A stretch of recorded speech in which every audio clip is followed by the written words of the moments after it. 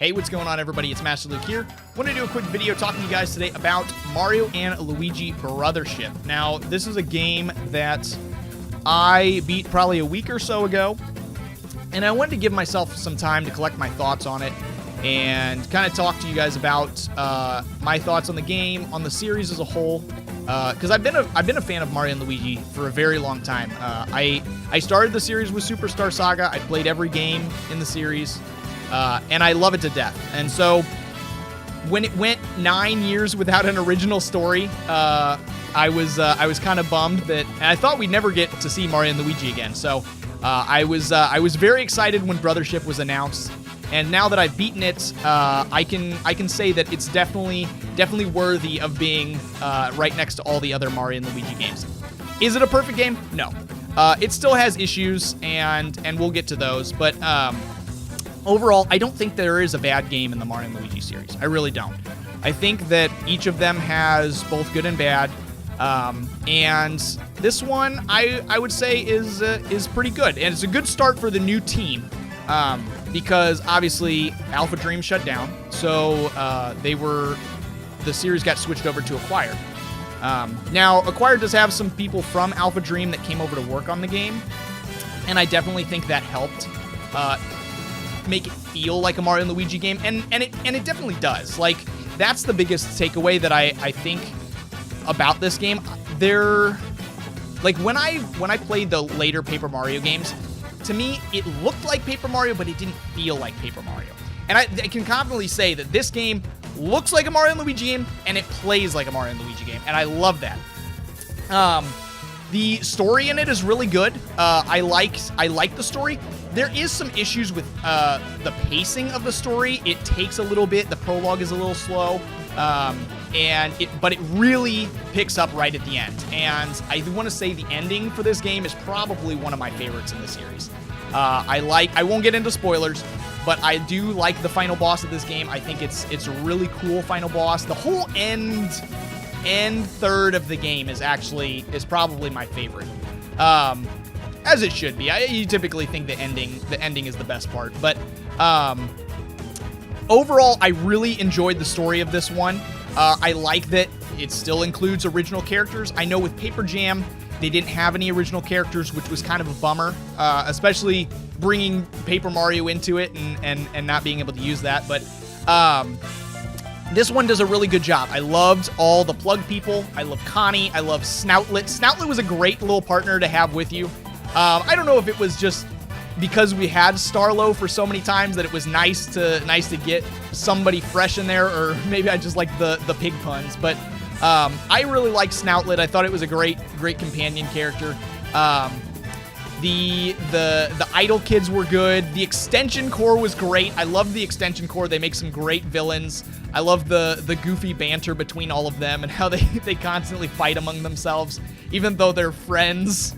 I thought they were great, and I hope that they bring them back. I know that Mario and Luigi has done that with some past characters, like they brought Popple back for Dream Team. I'd like to see the Extension Corps come back again. I thought they were great, but they really had good overall story and characters in this one. I won't spoil it for anybody who hasn't played it yet.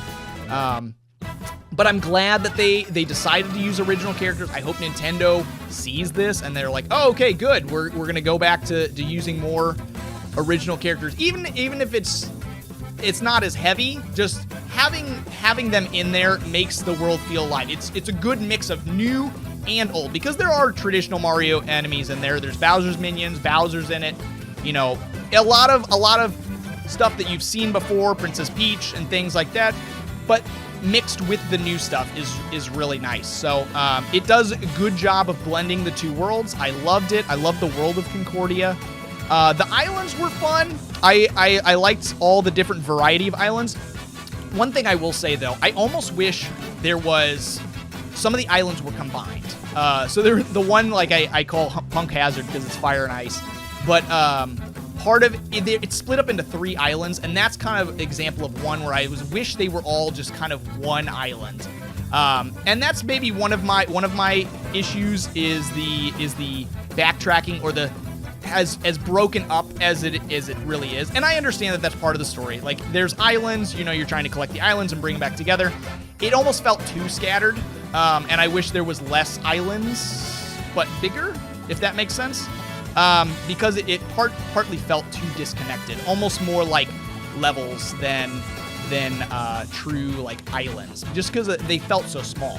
But that overall, I think they still looked great. I think the islands were fun. The characters that they had different unique characters on each island, and I thought those were a blast.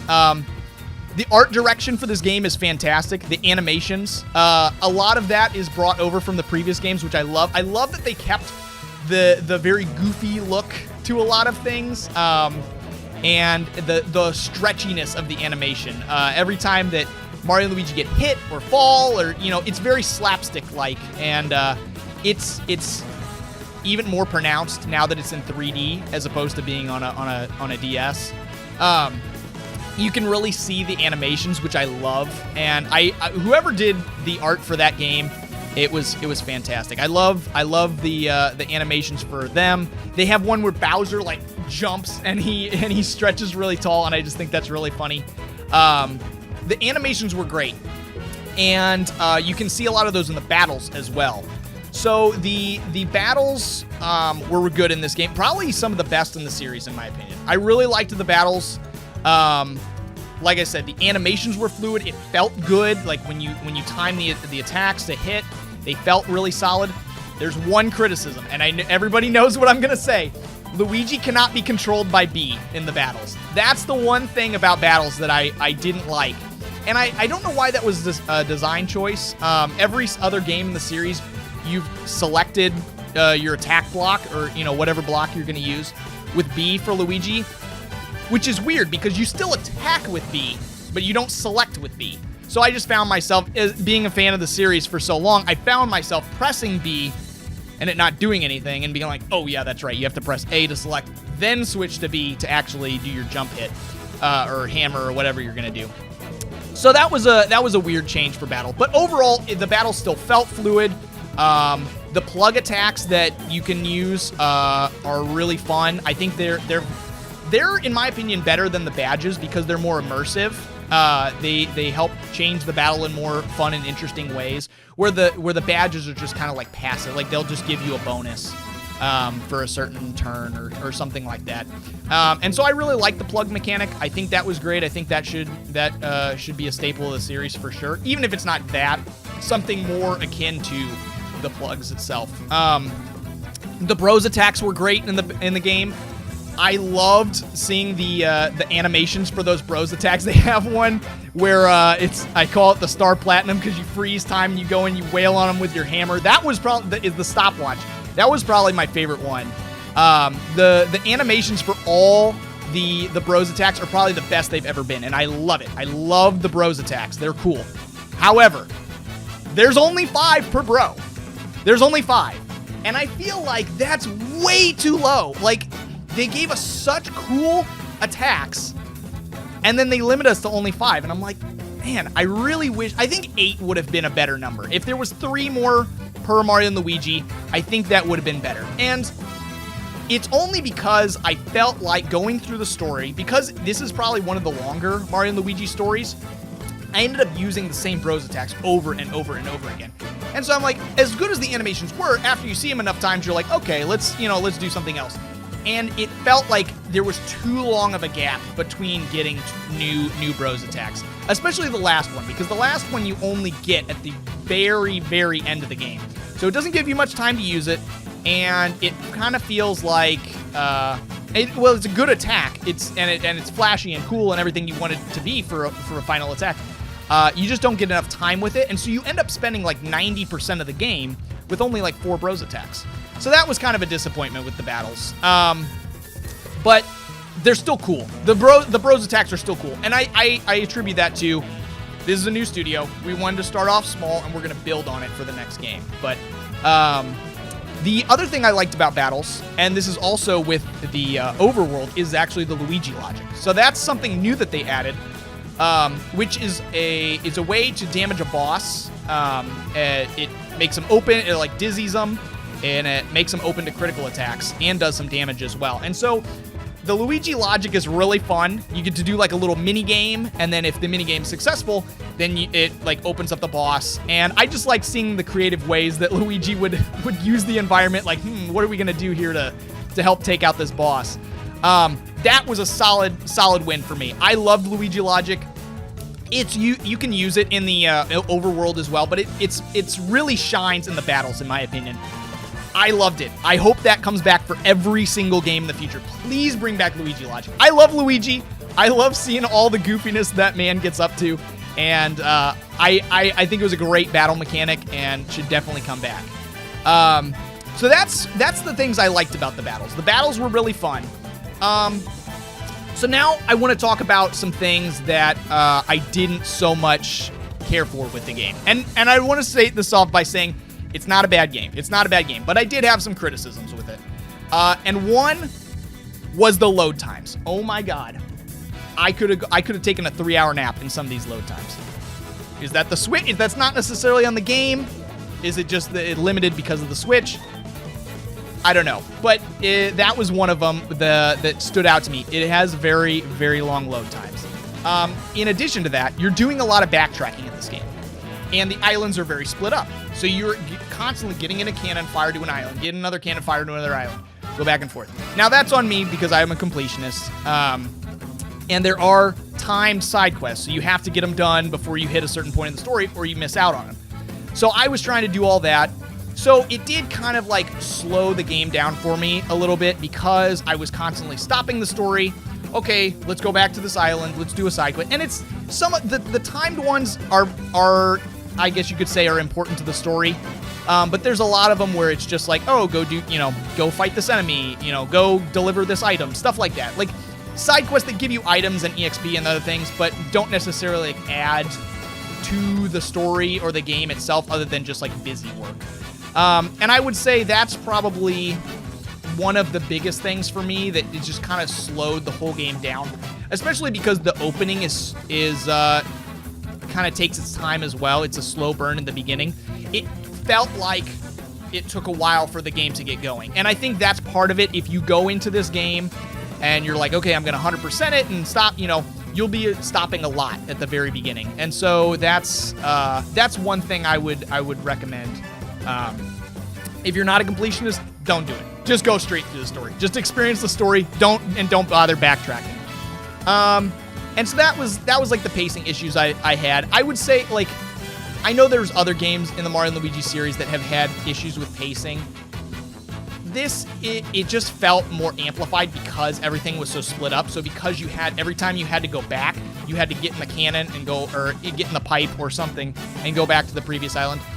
It just felt like it took a little bit longer, especially with the load times. But it is what it is. Overall, I don't think that took too much away. It's just a personal complaint that I had. In addition to that, I kind of already talked about the limited use of bros moves. I just wish there was more stuff to do. And like I said, I'm thinking that they decided, okay, we're going to start with a small group that we can focus on. And if people like it and people enjoy the game, okay, then in the next game we can build bigger and bigger on that. And I think the other thing that I wasn't crazy about was the fact that they had a different composer. Now I get that some people don't want to work on certain projects or can't for whatever reason. And I won't say the music was bad in this game.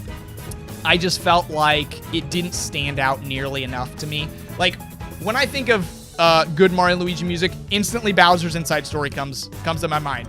In the Finale and Tough Guy Alert, those are songs, if you're a fan of the series, you know those songs by heart. This game had some good tracks, but it wasn't like, this is a banger. Like, I wasn't like, oh, okay, this is something that gets me hyped for a fight. It was just kind of okay RPG music. And so that kind of left me wanting more. And I don't know. It kind of bummed me out, especially because the final boss music has always been like really, really good.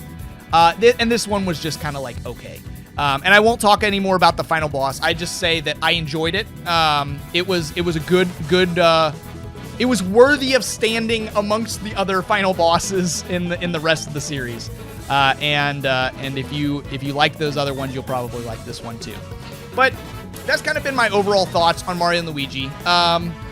Like I said, some good and some bad. I definitely think it was a slower start because it was a newer studio. I think if it was Alpha Dream, we probably would have gotten a lot more. But I'm okay with what Acquire did with it, and I definitely have hope that they expound on it in a future Mario and Luigi game and kind of go from here. But this was a good starting off point, and if you're a fan of the series, I would definitely recommend checking out this game.